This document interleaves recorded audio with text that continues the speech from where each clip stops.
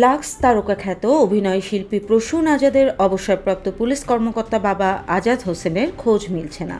গতকাল শুক্রবার থেকে তার কোনো হদিস নেই, এমনটাই জানিয়েছেন অভিনয় শিল্পী প্রসূন আজাদ।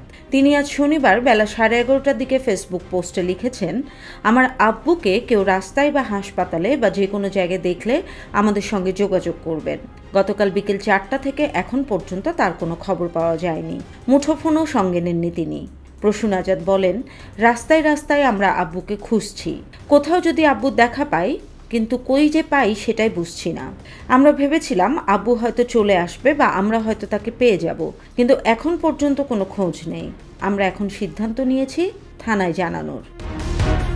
কারো সঙ্গে আপনার বাবার কোনো বিরোধ আছে কি বা কাউকে সন্দেহ হয়, এমন প্রশ্নের জবাবে প্রসূন আজাদ বলেন, আমার বাবার কারোর সাথে কোনো বিরোধ নেই, বরং তার সঙ্গে সবারই সম্পর্ক খুব ভালো। প্রসূন আজাদ 2012 সালে লাক্স চ্যানেল আই সুপারস্টারের প্রথম রানার আপ হয়ে শোবিজের যাত্রা শুরু করেন। এরপর একাধিক নাটকে ও কিছু সিনেমায় নিয়মিত অভিনয় করেন, পরে হঠাৎ অভিনয় থেকে নিজেকে সরিয়ে নেন। সর্বশেষ গত বছর তার অভিনীত পদ্মাপুরাণ সিনেমাটি মুক্তি পায়।